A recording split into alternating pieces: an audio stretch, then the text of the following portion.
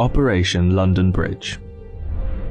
That's the code name given to the plan in place for the days and weeks after Queen Elizabeth II's passing.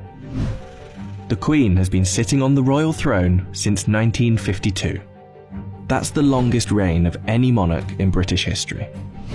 And during that time, she's seen over a dozen UK Prime Ministers, nearly 20 Summer Olympics, and over half a dozen popes. The Queen is the cornerstone to the Commonwealth, the patron to almost 600 organisations and charities, and plays a pivotal role in the UK's alliance with many countries. So her passing will bring about a lot of change. Not just for the United Kingdom, but potentially the world.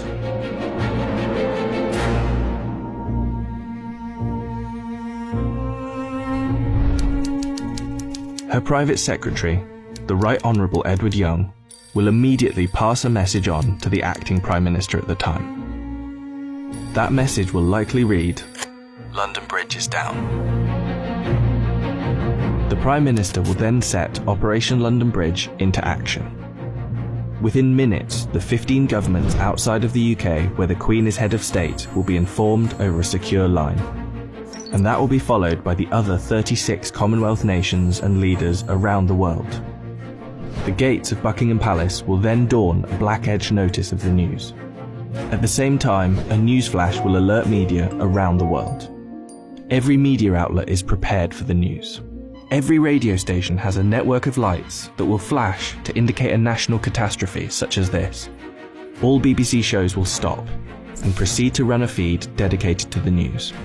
Newsreaders will change into the black suits and clothing that is on hand at all times in the news studio, and the traditional red BBC News branding will turn black. Newspapers, TV channels and radio stations have days of coverage ready to go. On the same day as her death, the Queen's eldest son, Charles, will immediately become king, and it's reported that the stock exchange, businesses and shops across the UK will likely close for the day out of respect. The day after the Queen's death, on a live stream, Charles will make his first official speech as king, and the government will swear its allegiance to the sound of a 41-gun salute in Hyde Park, London.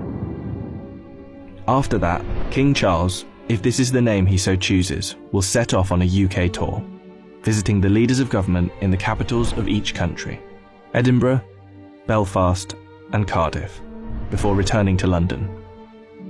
During this period, TV channels will play the many documentaries already made in the Queen's honour, and the BBC will refrain from playing comedy shows as a sign of respect until after the funeral. 4 days after her death, the Queen's coffin will be led on a military procession from Buckingham Palace to Westminster Hall. Here she will lie in state over the next 4 days, and after which King Charles, family and dignitaries will pay their respects. Then the doors will open to likely hundreds of thousands of people queued up outside.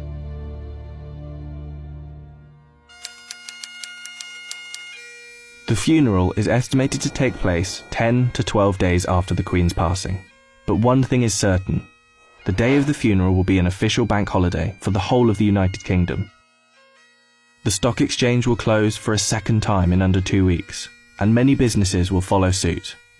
At 11 AM sharp, the bells of Big Ben will chime, the country will fall silent, and the coffin will be brought inside Westminster Abbey, where 2,000 specially invited guests will bow their heads in prayer. After the service, the coffin will be taken to Windsor Castle, and then finally to St George's Chapel, where Queen Elizabeth II will likely be laid to rest next to her father, King George VI. Likely within a year after the funeral, an official coronation for King Charles will take place on yet another bank holiday. All in all, accounting for the multiple bank holidays, funeral expenses and coronation celebrations, the Queen's passing is estimated to cost the UK economy billions of pounds. In addition, hundreds of changes will happen across the UK in the months to come. New British currency will be printed with the King's portrait, and the Queen's currency will slowly be removed from use. The same will happen for stamps, passports, and police and military uniforms, and the national anthem will be changed to God Save the King. Not to mention how the world and Commonwealth will react to the new king could alter the British royal family forever. For example, there is growing support in Australia for the country to become a republic, and the Queen's death could heighten that support. This could lead other countries to follow suit, which would almost certainly weaken the British monarchy. This scenario will one day be upon us. Operation London Bridge will be triggered, and arguably the biggest funeral of our lifetime will be witnessed around the world. This will be the end of an era,